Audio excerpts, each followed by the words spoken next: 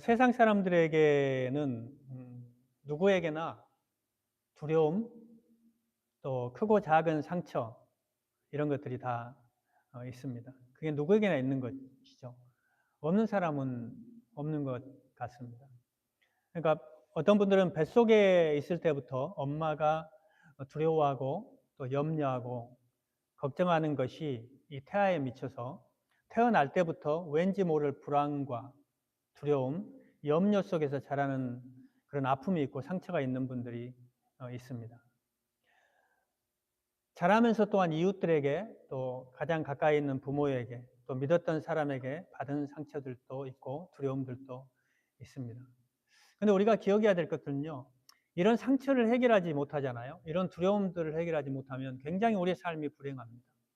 그래서 다른 사람들에게 안 좋은 영향력을 주고 또 다른 사람들에게 아픔을 주는 그런 사람으로 남게 되죠. 오늘 저와 여러분이 읽은 본문의 배경은 바울이 2차 전도 여행 중에 아테네에서 전도하다가 고린도에 오게 되었습니다.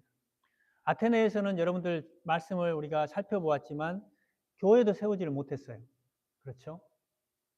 그리고 어떻게 보면 바울이 굉장히 몸과 마음이 많이 지쳐있는 그런 상황입니다. 마게도냐를 건너간 후 계속해서 빌립보를 거쳐서 계속해서 내려왔잖아요. 그런데 막 쫓겨 다니다시피 해서 유대인들의 핍박 때문에 그런 상황이었기 때문에 굉장히 힘이 든 상황이었죠. 그래서 아테네에서도 뭐 철학자들과 토론하면서 뭐 복음을 전했지만은 생각했던 만큼 기대에는 못 미친 것이 사실입니다. 성경에도 그래서 예수 믿는 사람들이 많지 않았다고 기록을 하죠. 그래서 바울의 그런 어떠한 고린도에 도착했을 때 바울의 모습이 굉장히 어떻게 보면 두려움 가운데 있었던 것이죠. 그걸 보여주는 말씀이 있는데요. 한번 볼까요? 고린도전서 2장 3절. 고린도 교회에 이제 바울이 나중에 편지를 보낼 때 그 심정을 이야기하고 있습니다. 한번 읽어볼게요. 고린도전서 2장 3절 한번 읽어보겠습니다. 자, 한번 읽겠습니다. 내가 여러분과 함께 있을 때 나는 약하였으며 두려워했으며 무척 떨었습니다. 자, 뭐라 그래요? 지금 고린도에 가 있을 때 지금 바울의 심정이 어땠다고요? 굉장히 두려웠던 거예요. 그리고 굉장히 무척 떨었다고요. 그리고 약했다는 거예요. 약해진 거예요. 그리고 지금 또 뭐라고 얘기합니까? 계속해서 나의 말과 나의 설교는 지혜에서 나온 그럴듯한 말로 한 것이 아니라 성령의 능력이 나타낸 증거로 한 것입니다. 그것은 여러분의 믿음이 사람의 지혜에 바탕을 두지 않고 하나님의 능력에 바탕을 두게 하려는 것이었습니다.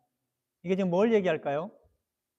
그 전에 아덴에서의 어떻게 보면 바울이 계속해서 그 철학자들과 토론을 하면서 바울이 복음을 증거하긴 했지만 바울이 자기의 지혜를 굉장히 그 철학자들을 설득하기 위해서 했던 것 같아요. 그런데 고린도에서는 그렇게 하지 않았다는 거예요.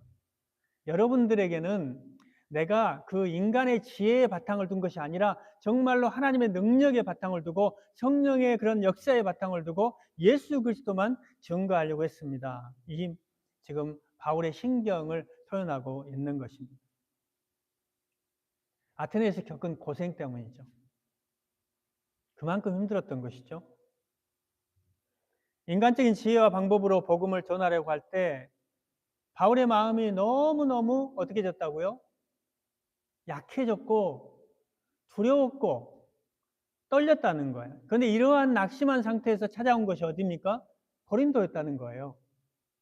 그런데 여러분 바울 당시에 이 고린도라는 도시는요, 로마 그리고 에베소, 로마가 한 100만 정도 인구가 됐고요.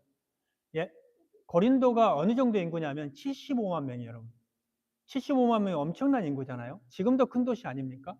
그 정도로 큰 도시였어요, 이 고린도가.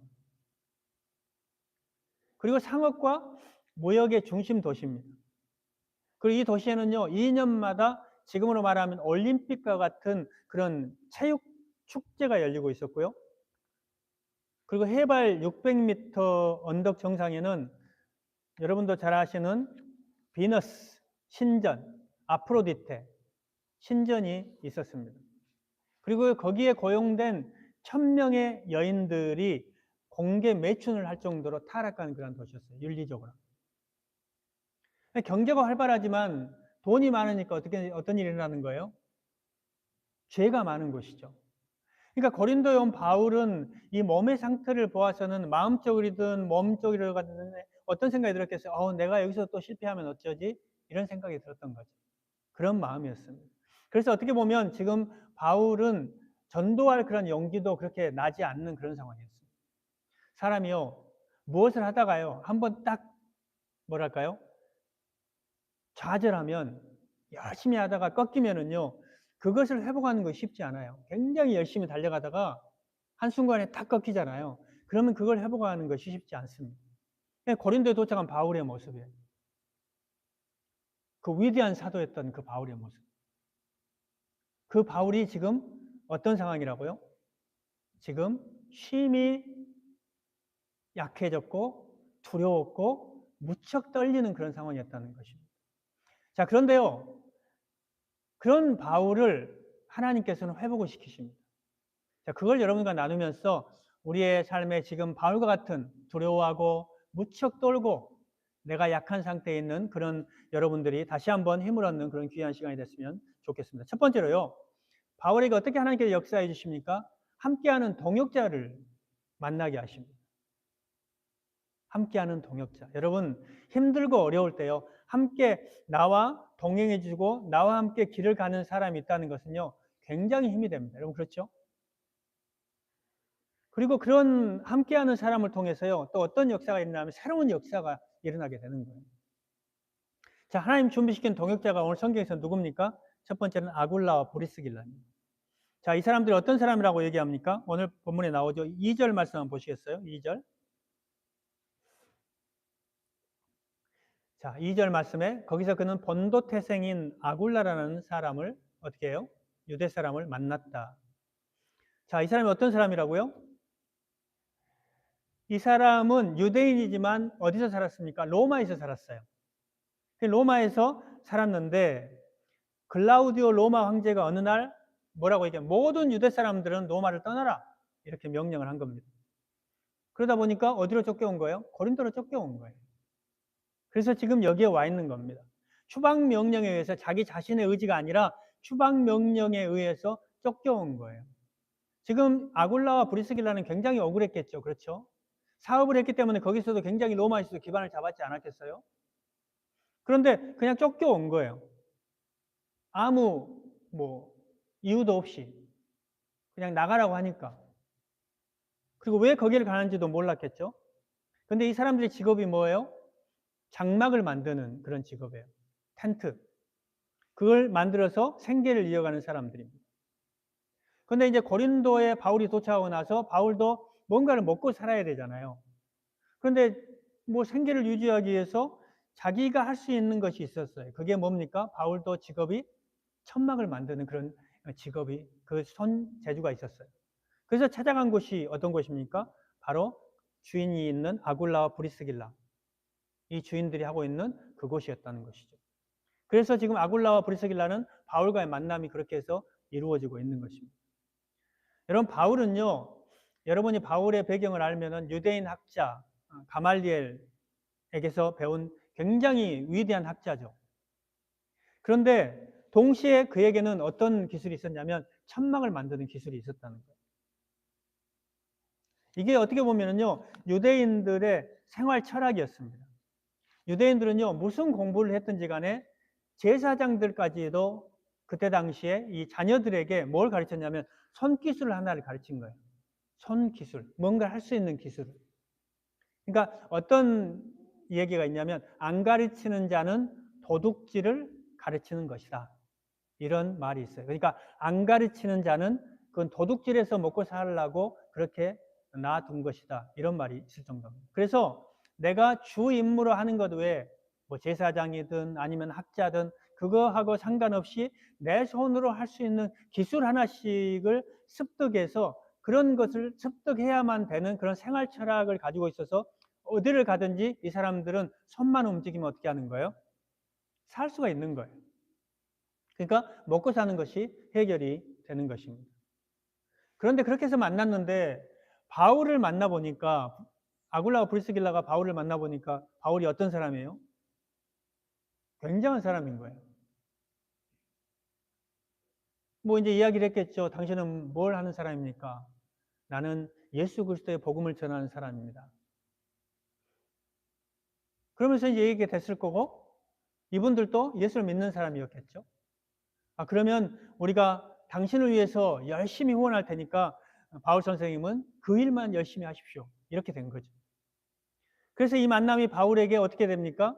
고린도에 가서 지금 바울의 심정이 굉장히 힘들고 어려운데 바울이 어떻게 되는 거예요? 힘이 되는 거예요. 야, 내가 너무 두렵고 난 정말로 약하고 떨리는데 내가 성공할 수 있을까? 이런 상황에서 하나님께서는 누구를 붙여준 겁니까? 아굴라와 브리스길라를 붙여준 것이죠. 그래서 사도 바울을 재정적으로 후원을 하는 것입니다. 근데 이 부부가 얼마나 이 바울에게 도움이 됐는지요. 이게 나옵니다. 나중에 한번 볼까요? 자, 어디에 나오는지 로마서 16장 3절에서 4절 한번 보겠습니다. 로마 16장 3절에서 4절 한번 보겠습니다. 한번 읽어볼까요? 읽겠습니다. 그리스도 예수 안에서 나의 동역자인 브리스가와 아굴라에게 문안하여 주십시오. 그들은 생명의 위험을 무릅쓰고 내 목숨을 구해준 사람들입니다. 나뿐만 아니라 이방 사람의 모든 교회도 그들에게 감사하고 있습니다. 얼마나 지금 이 아굴라와 브리스길라가 위대한 일을 했습니까?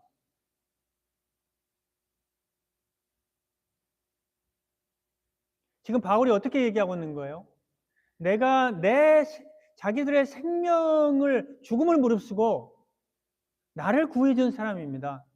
나를 위해서, 복음을 위해서 목숨을 내어놓았습니다. 지금 뭐 유대에 있는 그런 교회들 뿐만 아니라 이방 땅에 있는 그런 교회들도 그 사람들에게 신세를 졌습니다. 이렇게 지금 이야기하고 있는 것입니다. 얼마나 나를 위해서 수고했는지 아십니까? 그분들에게 문안해 주십시오. 인사를 해 주십시오. 그래서 지금 바울은 너무너무 힘든 상황인데 고린도에 가서 다시 어떻게 됐다고요? 힘을 얻은 거예요. 그 사람들을 만나서. 그리고 하나님의 일을 다시 시작할 수 있었다는 것입니다. 그러니까 지금 그 사람들이 천막 공장을 통해서 그 사업을 해서 버는 돈을 어떻게 했다는 거예요? 나의 선교비로 도와주었기 때문에 내가 이제까지 복음을 전할 수 있었습니다. 사도 바울은 지금 로마에 있는 성도들에게도 그렇게 얘기하는 것입니다. 로마로 가기 전에 지금 사도 바울 편지를 쓰고 있잖아요. 그러니까 그 사람들은 목숨을 바칠 만큼 복음을 위해서, 나를 위해서 최선을 다했습니다. 이 만남이 하나님의 위로였던 거죠. 아덴에서 겪었던 그 힘든 상황, 좌절할 수밖에 없는 상황. 그런데 이 부부를 만나서 새로운 힘을 얻고 하나님의 일을 다시 힘차게 할 수 있었다는 것이죠. 그 마음적인 것뿐만 아니라 물질적으로도 많은 도움을 받았다는 것입니다. 사실 바울과 이 아굴라와의 관계는요, 서로 행복했어요. 여러분, 그것만큼 더 큰 행복이 어디 있겠어요? 만남 속에 인간의 행복이 있잖아요. 잘 만나야 되거든요. 잘 만나야 돼요. 사람이 제일 행복할 때가 언제입니까? 나를 알아주는 사람이 있을 때가 행복하잖아요. 가정에서도 마찬가지예요. 아내가 남편을 알아주고 남편이 아내를 알아줄 때. 그때 행복한 거죠. 존재 가치를 알아줄 때. 그러니까 바울은 아굴라와 브리스길라를 인정했고 아굴라와 브리스길라도 바울을 인정했다는 것입니다. 당신들은 나의 선교의 제1의 공로자들입니다. 그리고 모든 교회들은 그 사람에게 감사를 전하고 있습니다. 그분들에게도 꼭 인사를 전해 주십시오. 그것뿐만 아니에요. 아굴라와 브리스길라는 또 바울도 그렇게 인정하지만 어떻게 합니까? 19장에 보면, 여러분 다음 주에 이제 나오는 19장에 보면, 이제 바울이 고린도에서 1년 6개월 동안을 굉장히 오랫동안 머무르면서 사역을 하게 됩니다. 그리고 나서 어디로 옮깁니까? 또 그 다음에 세 번째 도시인 에베소라는 곳으로 옮기게 됩니다. 그런데 에베소로 옮기게 되는데 이 사람들이요, 아굴라 브리스길라가 거기도 따라가요. 여러분, 이게 사업을 하다가 옮기는 게 쉽습니까? 아마 지금보다 그때가 더 어렵지 않았을까요? 거기 가서 또 도와줍니다. 그 다음에 또 나는 로마로 갈 것입니다. 그러니까 이 브리스길라 아굴라가 어떻게 하는 거예요? 먼저 로마에 가요. 바울이 가기 전에 먼저 로마에 가서 또 사업을 하면서 바울이 올 때를 기다리고 있습니다. 그래서 로마서 16장에 나와 있는 그 편지가 그건 거죠. 이미 벌써 브리스길라 아굴라는 가 있는 거예요. 이 위대한 그 평신도 부부가 있었기에 어떻게 보면 주의 복음이 사도 바울을 통해서 세상 끝까지 선포될 수 있었다는 것이죠. 그리고 낙심하고 좌절됐던 그 바울에게 힘이 되었습니다. 다시 일어날 수 있는 힘이 되었다는 것입니다. 하나님은요, 우리에게 이런 사람을 붙여주십니다. 저의 경험으로도 그래요. 제가 목회를 하면서 뭐 길지는 않지만 참 힘들고 어려울 때마다 참, 이건 내가, 이거 뭐, 할 수 있나? 이런 생각이 들 때마다 하나님께서 사람들을 붙여주세요. 여러분이 바로 그런 사람들이에요. 그 하나님은요, 여러분들을 통해서 하나님의 위대한 일을 만들어내실 것입니다. 하나님은 우리에게요, 우리가요, 주의 일을 하다가 낙심되고요, 좌절되고요, 실망될 때요, 우리를 돕는 사람들, 동역자들을 붙여주세요. 그게 사람으로 또 어떤 물질로 또 위로로 하나님께서 사람을 준비시켜 주신 줄을 믿으시길 바랍니다.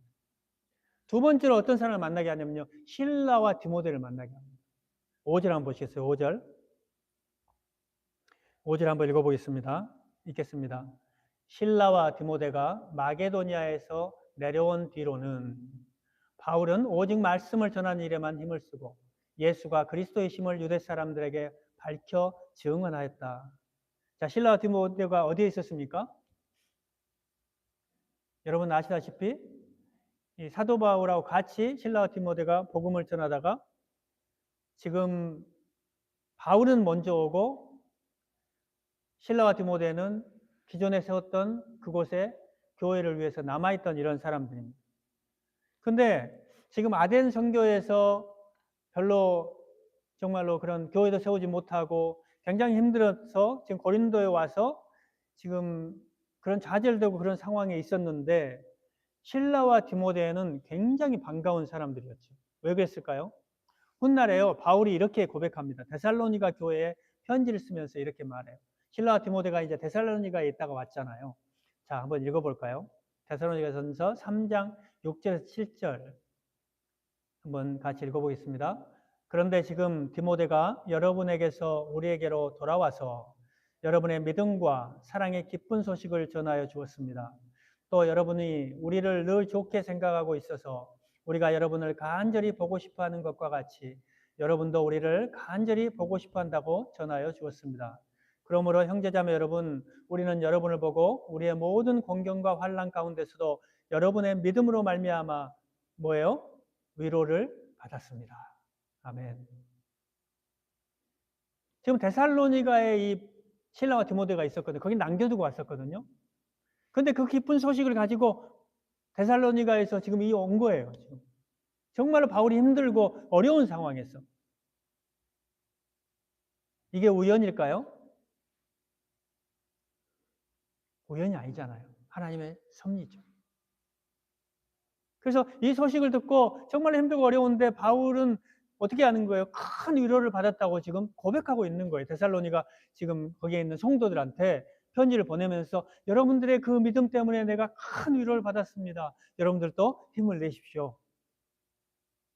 너무 힘들고 지쳐 있을 때 주님은요, 실라와 디모데를 오게 하셔서 위로를 전하십니다. 이 사실을 믿으시길 바랍니다. 그 다음에 또 세 번째 사람을 만나게 하는데 누굴까요?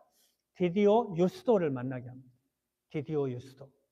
한번 볼까요? 8절. 8절 말씀. 7절입니다. 7절 말씀 한번 보겠습니다. 7절. 한번 읽어보겠습니다. 시작. 바울은 거기를 떠나서 디디오 유스도라는 사람의 집으로 갔는데 그는 이방 사람으로서 하나님을 공경하는 사람이고 그의 집은 바로 회당 옆에 있었다. 자, 이게 지금 왜 디디오 유스도의 집으로 가게 됐습니까?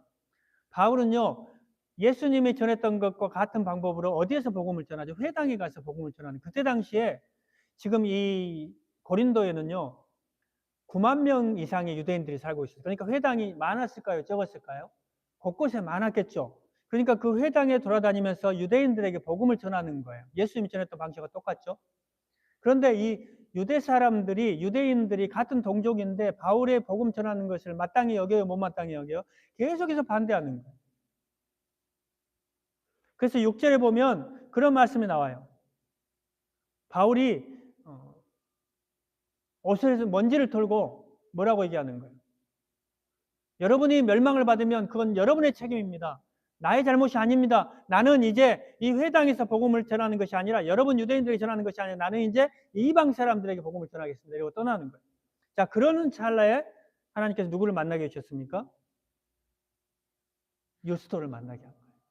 근데 유스도가 어떤 사람이라고? 이방 사람이에요. 유대인이 아니에요. 그러니까 회당에서 복음을 전해야 되는데 복음을 전할 이제 방법이 있어요, 없어요? 없는 거예요. 회당은 자연스럽게 유대인들이 모이는 곳이니까 복음을 전하기 좋았는데 그러다가 지금 누구를 만났다고요? 유스도를 만나게 되는 것입니다. 8절에 보면.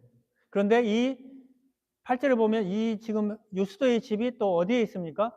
회당 옆에가 있어요. 회당 옆에.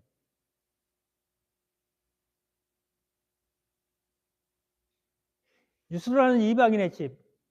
여러분 여기에서 고린도 교회가 시작된 거예요. 이 유스도라는 이방인의 집에서. 하나님이 아굴라와 브리스기라를 만나게 하시고 바울과 실라를 통해서 위로를 주시고 또 이방인 유스도의 집을 예배해 주셔서 그 집에서 오늘 말씀대로 1년 6개월 동안을 살아요. 바울이 살아요, 거기서. 그러면서 뭐라는 거예요? 교회를 거기가 생기게 되는 거예요. 그러니까 이방인 가정을 중심으로 오랫동안 고린도 지역에서 복음을 전하게 되는 역사가 일어나는 것입니다. 그러다 보니까 회당 옆에 있으니까 회당장인 누구예요? 그리스보가 또 예수를 믿게 돼요.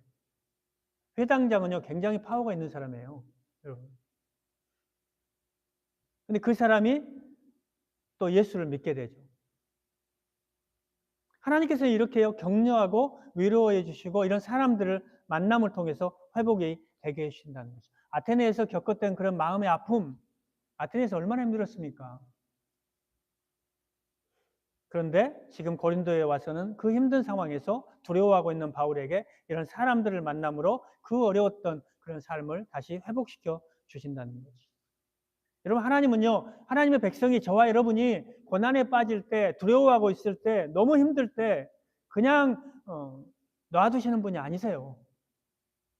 고난에 있을 때 그냥 두시는 것 같지만요, 세상 사람들이 알지 못하는 방법으로 우리에게 위로를 주시는 분이심을 믿으시기 바랍니다. 여러분 삶에 고난이 있으십니까? 하나님께서 분명히 하나님의 방법으로 여러분들을 위로해 주실 것입니다. 그래서 고린도후서 1장 3절에서 5절 말씀 한번 볼까요? 고린도후서 1장 3절에서 5절 말씀 함께 읽어보겠습니다. 우리 주 예수 그리스도의 아버지이신 하나님을 찬양합시다. 그는 자비로우신 아버지시오 온갖 위로를 주시는 하나님이시오 온갖 환난 가운데서 우리를 위로하여 주시는 분이십니다. 따라서 우리가 하나님께 받는 그 위로로 우리도 온갖 환난을 당하는 사람들을 위로할 수 있습니다. 5절 말씀도요. 그리스도의 고난이 우리에게 넘치는 것과 같이 그리스도로 말미암아 우리의 위로도 또한 넘칩니다. 아멘. 고난이 있는 곳에 주님의 위로가 넘치는 거예요. 항상 하나님 그렇게 일을 하세요. 여러분 이것을 우리가 믿어야 되는 거예요. 자, 이렇게 사랑을 만남으로 하나님께서 위로를 주시고요. 그 다음에 또 한 가지 방법을 주시는데요. 그게 뭐냐면요. 하나님께서 말씀을 주세요. 말씀. 자, 사도 바울이요. 여전히 그런 사람들을 만나고 위로가 되고 격려가 됐지만 두려운 건 사실이죠. 그렇죠? 또 회당장 그리스보가 예수를 믿게 됐는데 이게 뭐 또 한편으로는 야, 회당장까지 이제 예수 믿게 됐으니까 유대인들의 핍박이 더 심할 거 아니에요. 그러니까 두려움이 있었겠죠, 여전히. 뭐 가족까지 그 회당장 가족들까지 전체가 다 예수 믿게 됐으니까. 그렇게 있는데 하나님께서 뭘 주신다고요? 말씀을 주세요. 말씀. 한번 따라서 해보시죠. 하나님께서 나에게 말씀을 주신다. 믿으십니까? 어떤 말씀을 줍니까? 9절 한번 보시죠. 9절. 자, 한번 읽어보겠습니다. 그런데 어느 날 밤에 환상 가운데 주님께서 바울에게 말씀하셨다. 무서워하지 말아라. 예, 거기까지 말할게요. 뭐 하지 말라고요? 여러분도 한번 따라서 한번 해보세요. 무서워하지 말아라. 크게 한번 해볼까요? 무서워하지 말아라. 무서워하지 말라는 거예요. 무서워하지 마. 옆에 분들 한번 큰 소리 한번 해보세요. 무서워하지 말아라. 무서워하지 말아라. 어떤 문제가 다가와도, 어려움이 다가와도, 절망적 상황이 다가와도 무서워하지 말아라는 거예요. 무서워하지 말라. 하나님은 환상 가운데서 나타나서 말씀하시는 거예요. 무서워하지 말아라. 여러분, 바울은요, 여러 번의 그 신비한 체험을 하잖아요. 다메섹 도상에서 예수님을 만날 때도 마찬가지예요. 나는 내가 핍박하는 예수다. 다른 사람들 그 소리를 듣지 못해요. 바울이요, 드로아 환상 가운데서, 드로아에서 환상 가운데서 마게도냐 사람들이 나타나서 이렇게 말해요. 건너와서 우리를 좀 도와주십시오. 건너와서 우리를 도와주십시오. 에베소에서 바울은 복음을 전하고 싶었는데 이쪽으로 좀 와서 우리를 도와주십시오. 환상을 보고 어떻게 합니까? 마게도냐로 건너가요. 그게 지금 시작되는 지금 선교 여행이잖아요. 지금. 오늘은 고린도에서 환상을 보게 하십니다. 그런데요, 그 환상이 언제 하나님께서 말씀을 주시냐고요. 꼭 필요할 때 주시는 거예요. 꼭 필요할 때 하나님이 그에게 그걸 주셨다는 거예요. 꼭 필요할 때. 나의 삶에 꼭 필요할 때. 그래서 바울은 다시 용기를 얻게 되는 거예요. 하나님의 자녀는요, 하나님의 자녀가 이 세상을 살아갈 때요, 하나님이 책임지십니다. 믿으시기 바랍니다. 내 백성으로 네가 택함을 받았느냐? 내가 책임질 것이다. 이렇게 말씀하고 있는 거예요. 너희를 내 손에서 빼앗을 자가 없느니라. 내가 너와 약속한 것을 다 이루기까지 너를 떠나지 않을 것이다. 여러분, 이거에 대한 믿음이 있어야 되는 거예요. 그러니까 하나님께서 바울에게도 얘기하는 거예요. 무서워하지 말아라. 또 얘기하는 게 있어요. 한번 더 읽어볼까요? 뭐라고 얘기합니까? 잠자고 있지 말고 끊임없이 말하여라. 잠자고 있지 말고, 잠잠하고 있지 말고 말하라는 거예요. 전도는요, 상대가 누구든지 상관없어요. 무서워하지 말고 말하라는 겁니다. 결과에 대해서도 두려워할 필요 없어요. 저도 이 말씀을 묵상하는데 그 생각이 들더라고요. 사람들 전도하다가요, 또 이제 뜸하게 안 만나는 사람들 있거든요. 아이고, 이 사람 참 말해도 되게 안 듣네. 이럴 때가 있어요. 야, 저 사람은 안 되는 건가? 내가 그냥 미리 포기할 때가 있어요. 아유, 좀 쉬어야 되겠다. 그래서 하나님께서 저에게 너도 마찬가지잖아. 그래서 제가 새해 돼가지고 다시 또 가서 얘기해야 되겠다. 그런 생각이 드는 거예요.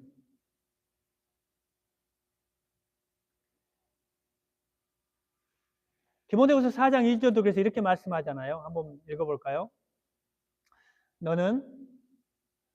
그대는 말씀을 선포하십시오. 기회가 좋든지 나쁘든지 꾸준하게 힘쓰십시오.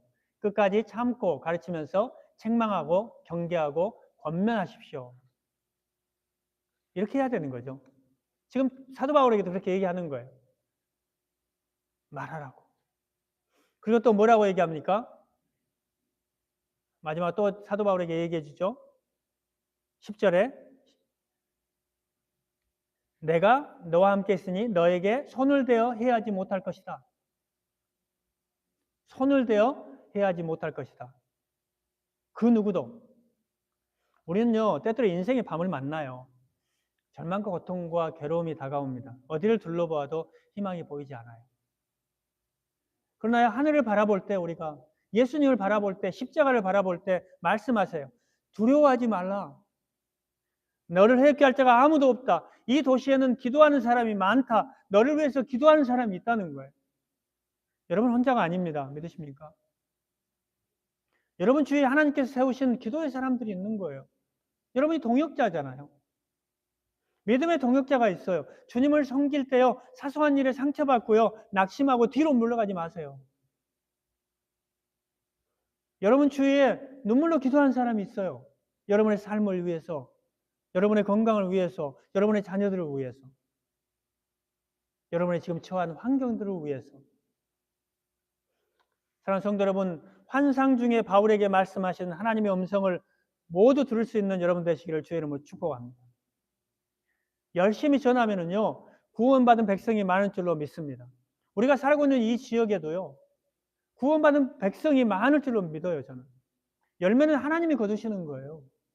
내가 그냥 판단하는 게 아니에요. 우리는 뭐만 하면 되는 거예요? 전하면 되는 거예요, 전하면. 그런데 내가 두려워하고 내가 말해봤자 저 사람은 예수 안 믿을 사람인데 우리가 그냥 결정하잖아요. 그럴 때 하나님 능력이 안 나타나는 거죠. 내가 결론을 이미 내렸으니까. 약하고 두렵고 떨림을 가지고 실망하고 낙당한 모습으로 고린도에 도착한 바울은 하나님을 그냥 내버려 두시지 않으셨어요. 동역자들을 만나게 하셨습니다. 아굴라와 브리스기라를 만나게 하셨고요. 실라와 디모데를 통해서 위로를 주셨고요. 이방인 유스도의 집을 허락하셨고요.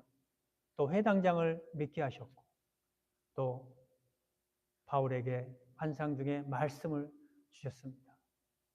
사랑하는 성도 여러분, 낙심하고 두려워하는 바울에게 임한 하나님의 위로의 역사가 오늘 예배에 나오신 모든 성도들에게도 동일하게 임하기를 주님의 이름으로 축원합니다.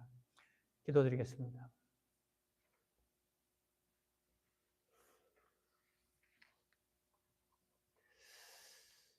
오늘 대사도였던 바울이 낙심하고 두려워하고 약해져 있을 때 하나님께서 위로해 주시는 것을 우리들은 말씀을 통해서 보았습니다. 하나님께서는 동일하게 저와 여러분들의 삶 가운데도 이렇게 함께해 주심을 저희들은 믿습니다. 여러분, 이 하나님의 그 위로하심이 여러분 삶에도 함께해 달라고 하나님 그것을 믿습니다. 함께 이 시간에 기도하며 나아가겠습니다.